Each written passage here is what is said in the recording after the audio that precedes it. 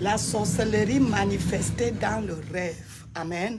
Tu rêves, tu ne sais pas que tu es déjà en pleine sorcellerie.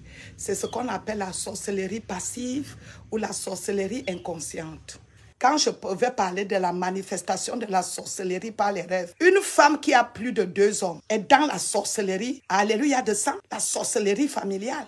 Parce que toi, tes semences sont déposées dans les eaux et tu vas voir cette femme-là est victime ou cet homme-là est victime des blocages. Quel genre de rêve fais-tu constamment? Est-ce que vous savez qu'il y a des gens qu'on abat qui reçoivent les mauvais sorts par les rêves? Quand la personne se réveille, soit tu entends que la personne ne s'est même plus réveillée parce que la personne a reçu une flèche démoniaque, soit la personne se réveille dans la douleur, dans la maladie, ainsi de suite. Parce que quand quelqu'un vient te dire couche de nuit, c'est la sorcellerie familiale. C'est la sorcellerie de sang qu'on appelle la sorcellerie familiale parce que le sang s'y parle, le sang s'y parle. C'est pour cela que la parole de Dieu dit le sang de Christ parle plus que le sang d'Abel. Ça veut dire quelque part le sang d'Abel parle, ce sang parle. Que tu sois en Chine, tes parents sont au Tchad, le sang là il te rejoint par la puissance du sang là. C'est un mystère. Je suis peut-être à Washington. Et puis je suis toujours au Cameroun. Tu peux faire quoi là-bas? Qui fait les invocations à ton nom? La sorcellerie de famille, la sorcellerie de sang. En tant qu'enfant de Dieu, si tes pensées ne sont pas comme Philippiens 4:8, tu es dans le superficiel. Amen.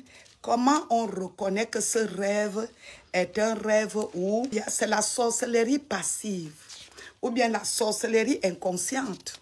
Quels sont les signes? Premier signe, c'est les cauchemars ou les mauvais rêves à répétition. Le deuxième signe dans le rêve, manger dans le rêve, servir à manger, préparer à manger et servir à manger. Le quatrième point, quand tu es dans ton sommeil, toi tu vis le rapport sexuel comme si c'était normal, comme si tu le faisais normalement avec quelqu'un que tu vois, avec quelqu'un que tu connais et tu es plus à l'aise et c'est-à-dire tu ressens cela, tu jouis de ce que tu fais. C'est quand tu te réveilles que tu dis c'est pas possible. Bien-aimé dans le Seigneur, il faut éviter d'être victime. Je le dis toujours, tu peux dire que tu vis dans la sanctification et tu es victime de ces choses. Bien-aimé, ton âme ne va pas aller au ciel. Parce que ceux qui vont aller au ciel, c'est ceux qui se sont lavés leur robe. Amen. Au cinquième, tu te vois en train de te marier, fais ton mariage. C'est-à-dire, tu revois le même rêve-là. Comment tu es marié, dont toi-même les enfants, tu connais, tu as ton époux, ou bien tu as ton copain, tu es fiancé là-bas depuis des années et vous êtes toujours en train de vous embrasser là-bas, vous faites tout là-bas, ou bien tu es marié. Cinquième point, c'est-à-dire, tu te vois toujours en train d'être poursuivi par les chiens, les soldats. Et quand tu te vois en train d'être poursuivi par les chiens, les soldats, tu te vois en danger, n'est-ce pas? Et à un moment, quand tu cours. Et puis maintenant, toi-même, tu prends les ailes, tu commences à voler comme un oiseau. Je poursuis. Trouble de mémoire. Parce que quelqu'un qui a les troubles de mémoire aura toujours l'oubli. Tu oublies même les rêves que tu as faits. Tu as bien rêvé, tu le sais. Je ne parle pas de ceux qui ne rêvent pas. Là-bas, c'est un autre point. Sixième point. Diminution brusque de ton quotient intellectuel. C'est-à-dire, tu retenais vite tes leçons, tu retenais vite les consignes qu'on te donne. Mais à partir de maintenant, là, ça a diminué. C'est-à-dire, ceux qui apprennent, ceux qui sont sur les bancs, ceux qui sont en formation, tu as peut-être cette situation-là en ce moment. Il faut mettre ce point. Septième point, le monologue dans le sommeil. C'est-à-dire, tu dors et tu te mets à parler seul. Tu peux même gronder. Tu peux même commencer à raconter une histoire. Tu peux même commencer, alléluia, et rire même. Tu es couché, hein? Tu es dans ton sommeil. Tu parles, tu grondes, tu peux rire. Et tout le temps, peut-être même on t'a déjà dit cela. Huitième point, fais pipi au lit.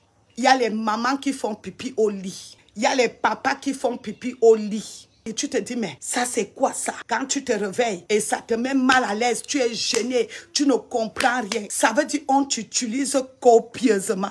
Nous sommes au 9e point. Une jeune dame ou un monsieur ou une maman ou un papa qui a plus de 2 partenaires, est-ce que c'est normal? C'est la sorcellerie. Et là, celui-là ou celle-là est utilisé dans le règne du monde marin afin que quand tu as plusieurs partenaires sexuels, tu ramènes leurs semences dans le règne du monde marin. Amen. Et cet esprit-là produit ce qu'on appelle l'esprit de blocage. Les blocages. Voilà la première dimension que je viens de citer. Je prie que la paix de Christ ne te quitte jamais. Au nom de Jésus-Christ. Que Dieu vous bénisse.